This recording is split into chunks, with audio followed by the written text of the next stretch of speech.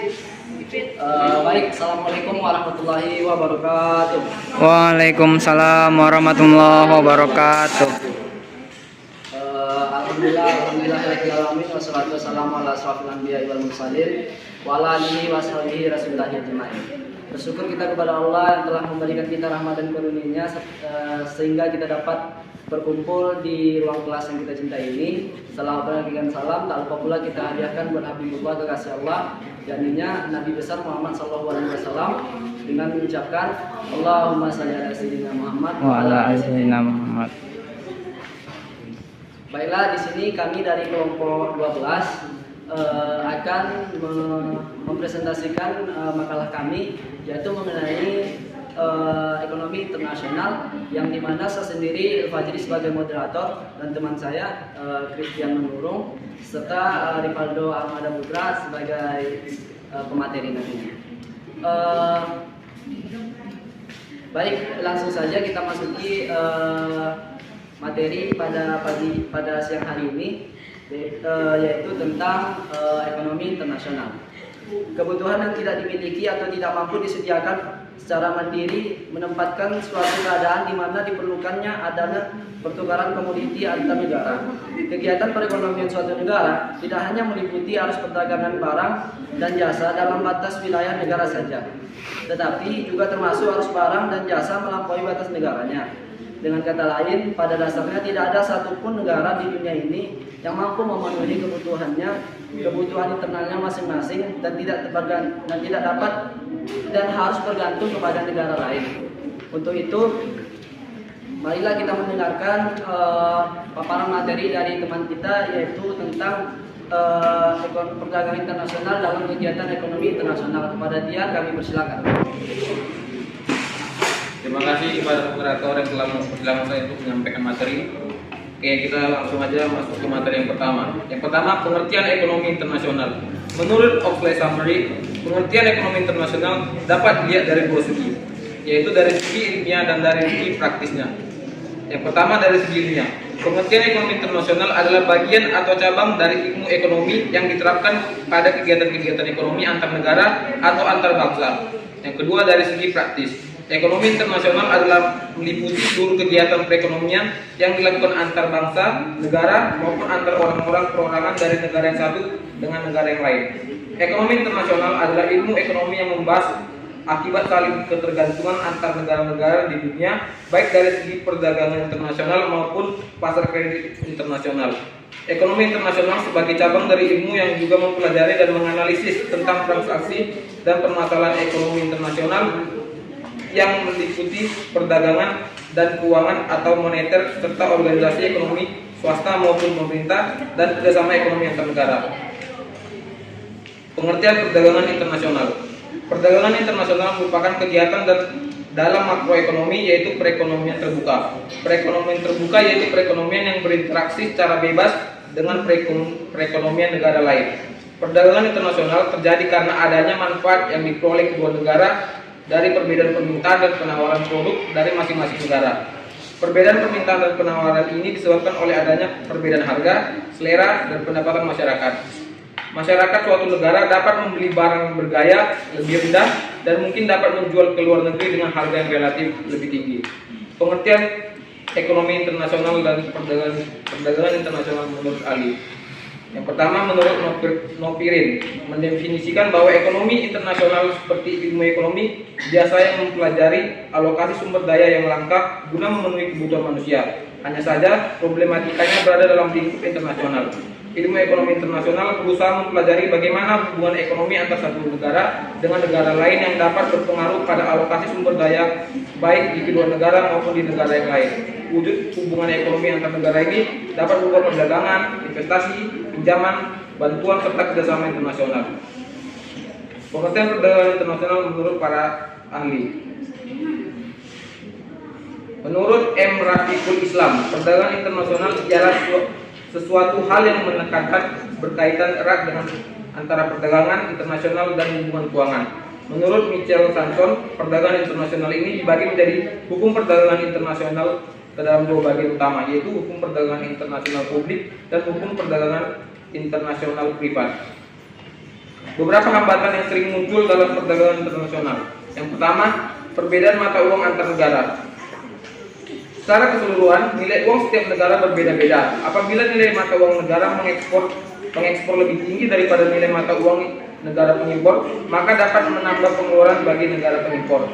Dengan demikian, agar kedua negara diuntungkan dan lebih mudah proses perdagangannya, perlu adanya penetapan mata uang sebagai standar internasional. Yang kedua, kualitas sumber daya yang rendah. Rendahnya kualitas tenaga kerja dapat menghambat perdagangan internasional. Mengapa demikian? Karena jika sumber daya manusia rendah, maka kualitas dari hasil produk akan rendah pula. Suatu negara yang memiliki kualitas barang rendah akan sulit bersaing dengan harga-harga dengan barang-barang yang dihasilkan oleh negara lain yang kualitasnya lebih baik. Yang ketiga, pembayaran antar negara sulit dan risikonya berat.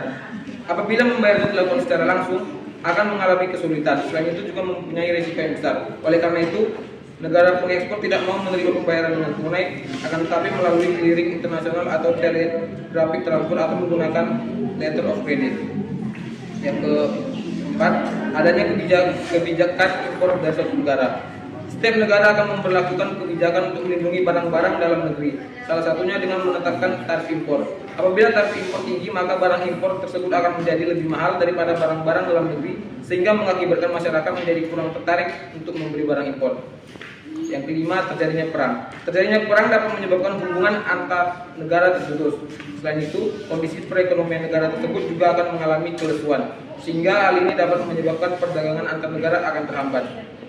Yang terakhir, adanya organisasi ekonomi regional. Sebuah organisasi ekonomi regional akan mengeluarkan peraturan ekspor dan impor yang khusus untuk negara anggotanya. Akibatnya, apabila ada negara di luar anggota organisasi tersebut melakukan perdagangan dengan negara anggota, akan mengalami kesulitan. Masalah-masalah ekonomi internasional saat ini banyak berhubungan dengan kebijakan perdagangan internasional yang membahas alasan serta pengaruh pembatasan perdagangan. Berikut beberapa hal-hal yang menyangkut antara lain. Yang pertama, meningkatnya proteksionisme di negara-negara maju. Menurut teori perdagangan secara umum, kebijakan terbaik dalam perdagangan internasional adalah perdagangan bebas. Di bawah kebijakan seperti itu, setiap negara akan melakukan spesialisasi dalam memproduksi komoditas yang dapat diproduksi paling efisien. Selanjutnya, melalui pertukaran, setiap negara akan memperoleh keuntungan lebih banyak barang dan jasa yang mungkin tidak akan diperoleh jika tidak dilakukan perdagangan. Namun dalam dunia nyata, sebagian besar negara menerapkan pembatasan terhadap arus bebas perdagangan tersebut. Yang kedua, fluktuasi yang berkelanjutan dan besarnya ketidakseimbangan kurs valuasi. Kurs valuasi memperlihatkan ketidakstabilan atau fluktuasi yang terus berlanjut serta ketidakseimbangan yang cukup besar dan menetap. Hal ini mengganggu pola perdagangan internasional. Di bawah kebijakan seperti itu, setiap negara akan melakukan spesialisasi dalam memproduksi komoditas yang dapat diproduksi paling efisien. Selanjutnya, melalui pertukaran, setiap negara akan memperoleh keuntungan lebih banyak barang dan jasa yang mungkin tidak akan diperoleh jika tidak dilakukan perdagangan. Namun dalam dunia nyata, sebagian besar negara menerapkan pembatasan terhadap arus bebas perdagangan tersebut. Yang kedua, fluktuasi yang berkelanjutan dan besarnya ketidakseimbangan kurs valuasi. Kurs valuasi memperlihatkan ketidakstabilan atau fluktuasi yang terus berlanjut serta ketidakseimbangan yang cukup besar dan menetap. Hal ini mengganggu pola perdagangan internasional dan spesialisasi serta menimbulkan ketidakstabilan kondisi keuangan internasional. Timbulnya ketidakstabilan dan ketidakseimbangan yang terus-menerus dalam kurs valuta asing telah mendorong diperlukannya reformasi sistem moneter internasional yang sedang berlangsung. Yang ketiga, pengangguran struktural yang tinggi di negara-negara Eropa. Di negara-negara industri Eropa, tingkat pengangguran rata-rata berada di atas 10% selama beberapa dekade terakhir. Tingkat pengangguran ini bahkan lebih 12% pada tahun 1994, sementara di Amerika Serikat hanya 7%. Situasi ini diperburuk lagi oleh kenyataan bahwa setengah para penganggur tersebut telah menganggur lebih dari setahun. Yakini penyebab masalah pengangguran struktural ini atau jangka panjang yang dihadapi negara-negara Eropa sebagian besar diakibatkan oleh tunjangan sosial yang terlalu berlebihan serta ketidakstabilan pasar tenaga kerja yang mengurangi minat masyarakat untuk bekerja dan mengurangi penciptaan kerja. Yang keempat, masalah restrukturisasi yang dihadapi negara-negara Eropa Timur serta negara-negara bekas Uni Soviet. Meskipun telah mendapat kemajuan cukup besar dalam restrukturisasi bekas negara-negara Eropa Timur dan bekas Uni Soviet yang memiliki sistem ekonomi terpusat, masih tetap terdapat bahaya kembalinya perekonomian pada kondisi semula serta timbulnya kekacauan ekonomi. Negara-negara ini membutuhkan begitu banyak bantuan dari negara barat dalam bentuk modal dan teknologi untuk membangun ekonomi pasar serta untuk mengintegrasikan mereka ke perekonomian dunia. Terakhir, kemiskinan di beberapa negara berkembang yang paling miskin. Meskipun banyak negara berkembang khususnya Cina dan India telah menunjukkan pertumbuhan yang sangat cepat dalam beberapa tahun terakhir ini, masih banyak negara-negara berkembang paling miskin, terutama kawasan negara sub-Sahara Afrika. Tetapi menghadapi kemiskinan paling buruk adalah masalah utang luar negeri, stagnasi ekonomi, serta semakin melebarnya jurang ketidakadilan standar hidup. Kondisi ini menimbulkan masalah yang serius bagi perekonomian dunia. Mungkin sekian materi yang saya sampaikan. Saya kembalikan kepada moderator. Terima kasih kepada Christian yang telah menjelaskan kepada kita pemaparan materinya. Selanjutnya mari kita dengarkan paparan materi dari Rivaldo. Silakan. Terima kasih kepada moderator. Saya lanjutkan materi dari Christian. Yang ketiga itu teori perdagangan internasional. Teori perdagangan internasional dapat dikategorikan dalam kelompok yaitu teori klasik dan teori modern. Teori klasik yang dijelaskan dalam teori keunggulan absolut dan teori keunggulan komparatif, sedangkan teori modern dijelaskan oleh teori Hertzberg-Ohlin. Teori klasik. Yang pertama, teori perdagangan berdasarkan keunggulan absolut dari Adam Smith. Teori perdagangan keunggulan absolut yaitu perdagangan suatu negara yang berdasarkan pada keunggulan absolut. Hal ini berarti apabila terdapat suatu negara A yang efektif atau negara A mempunyai keunggulan absolut jika dibandingkan dengan negara lain ketika memproduksi satu komoditas, akan tetapi dalam pembuatan komoditas yang kedua negara A ini kurang efektif atau terdapat kelemahan absolut jika dibandingkan negara lainnya. Maka negara-negara ini akan saling memanfaatkan satu sama lain untuk memproduksi komoditas sesuai dengan keunggulan absolutnya, dan untuk komoditas yang mempunyai kelemahan absolut yang melakukan pertukaran hasil produksi dengan negara lainnya. Yang kedua yaitu perdagangan berdasarkan keunggulan komparatif menurut David Ricardo.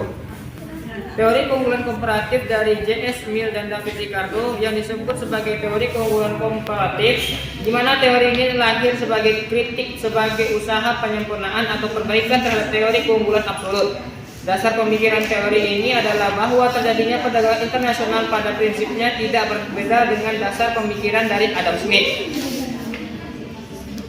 Pada tahun 1817, David Ricardo menerbitkan bukunya mengenai Principle of Political Economy and Taxation yang membahas tentang keunggulan komparatif. Teori perdagangan keunggulan komparatif yaitu jika terdapat satu negara yang kurang efisien atau memiliki kelemahan absolut dibandingkan negara lain dalam memproduksi kedua komoditas, maka negara pertama akan memfokuskan diri dalam kegiatan produksi dan ekspor komoditas yang memiliki kerugian absolut yang lebih kecil serta melakukan impor komoditas yang memiliki kerugian absolut yang lebih besar.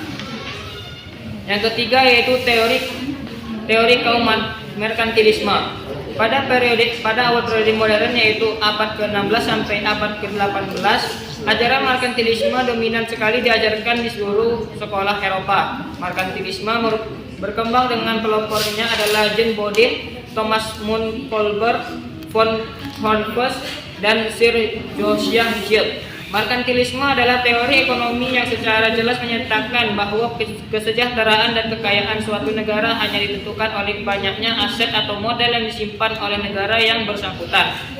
Yang kedua, teori modern. Berdasarkan teori Hertzberg-Ohlin menjelaskan bahwa kegiatan ekspor komoditas yang produksinya menggunakan faktor produksi yang murah dan melimpah dan kegiatan impor dengan faktor produksi yang langka dan mahal. Teori ini dapat juga disebut teori faktor produksi, di mana setiap negara akan memproduksi barang dan jasa yang murah dan melimpah untuk diekspor dan mengimpor barang yang mahal dan langka.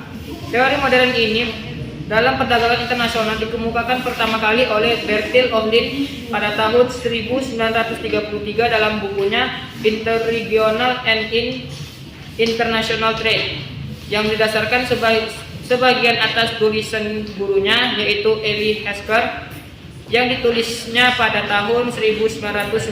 Dengan demikian dikenal teori Hertzberg-Ohlin. dalam ekspor olin yang disederhana dalam beberapa anggapan, yaitu yang pertama dua faktor produksi, yaitu tenaga kerja dan kapital. Yang kedua, dua barang yang mempunyai kepadatan faktor produksi yang tidak sama, yang satu X lebih padat karya, yang lain Y lebih padat kapital. Yang ketiga, dua negara yang memiliki jumlah kedua faktor produksi yang berbeda. Lanjutnya, ekspor dan impor. Pengertian ekspor. Ekspor dapat didefinisikan sebagai barang dan jasa yang diolah di dalam negeri dan kemudian dijual ke luar negeri. Dalam kegiatan perdagangan juga terdapat ekspor neto. Ekspor neto adalah nilai ekspor negara dikurangi dengan nilai impornya. Apabila ekspor neto bernilai positif, maka ekspor lebih besar dibandingkan dengan impor. Ini berarti bahwa negara tersebut lebih banyak menjual barang dan jasa ke luar negeri dibandingkan dengan membeli barang dan jasa dari negara lain. Hal ini dikatakan bahwa negara tersebut mengalami surplus perdagangan. Menurut Sukirno, terdapat tiga faktor yang dapat menunjukkan tiga ekspor yaitu suatu negara, menunjukkan tingkat ekspor suatu negara, yaitu yang pertama daya asing dan kondisi ekonomi di negara lain. Yang kedua, kebijakan negara lain. Apabila negara tersebut membuat kebijakan tentang impor, maka akan berpengaruh terhadap ekspor. Yang ketiga yaitu valuta asing. Salah satu komponen dalam perdagangan internasional yaitu ekspor sering disebut juga sebagai komponen pembangun utama. Artinya ekspor memegang peranan utama dan signifikan terhadap proses pembangunan suatu negara. Pengertian impor. Impor adalah pengiriman barang dagangan dari luar negeri ke pelabuhan di seluruh wilayah Indonesia kecuali wilayah bebas yang dianggap luar negeri yang bersifat komersial maupun yang bukan komersial. Barang-barang luar negeri yang diolah dan diperbaiki di dalam negeri dicatat sebagai barang impor meskipun barang tersebut akan kembali ke luar negeri. Dalam statistik perdagangan internasional, impor sama dengan perdagangan dengan cara memasukkan barang dari luar negeri ke dalam wilayah pabean Indonesia dengan memenuhi ketentuan yang berlaku. Impor mempunyai sifat yang berlawanan dengan ekspor. Impor suatu negara berkolerasi dengan output dan pendapatan negara tersebut secara positif. Permintaan untuk impor tergantung pada harga yang relatif atas harga barang-barang luar negeri dalam negeri. Impor yaitu barang dan jasa yang diolah di luar negeri untuk dijual ke dalam negeri. Matthew 2014. Impor merupakan aktivitas perdagangan dengan membawa produk dari luar negeri ke Indonesia sesuai dengan kebijakan atau peraturan pemerintah. Menurut Salvatore, hambatan perdagangan dalam kegiatan impor adalah sebagai berikut.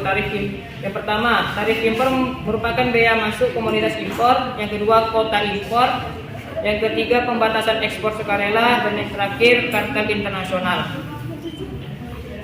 Terima kasih kepada kedua teman kita yang telah memaparkan kepada kita mengenai kegiatan-kegiatan dalam ekonomi internasional.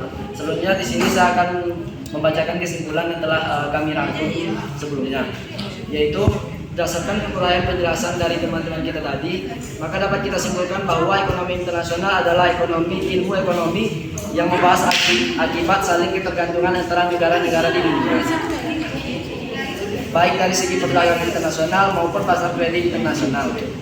Ekonomi internasional sebagai cabang dari ilmu ekonomi yang juga mempelajari dan menganalisis tentang transaksi dan permasalahan ekonomi internasional atau ekspor dan impor yang meliputi perdagangan dan keuangan atau moneter serta organisasi ekonomi swasta maupun pemerintah dan kerjasama ekonomi antar negara.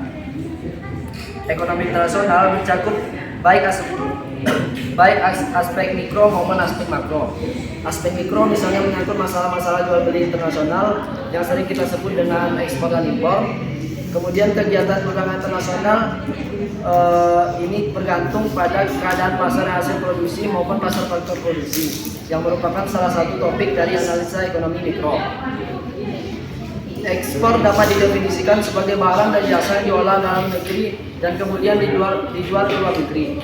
Dalam kegiatan perdagangan juga terdapat ekspor neto. Ekspor neto adalah nilai ekspor yang negara yang dikurangi dengan nilai impornya. Sedangkan impor adalah pengiriman dagangan dari luar negeri ke pelabuhan di seluruh wilayah Indonesia kecuali wilayah bebas yang dianggap luar negeri yang bersifat komersial maupun yang bukan komersial. Baiklah, selanjutnya kita masuk ke dalam sesi tanya jawab. Di sini kami akan membuka 3 buah slot tanya jawab kepada teman-teman semua. Kepada yang ingin bertanya kami persilakan. Baiklah, terima kasih atas kesempatannya. Saya akan bertanya tentang perdagangan internasional. Mengapa setiap negara harus melakukan perdagangan luar negeri atau ekspor impor, dan berikan contohnya.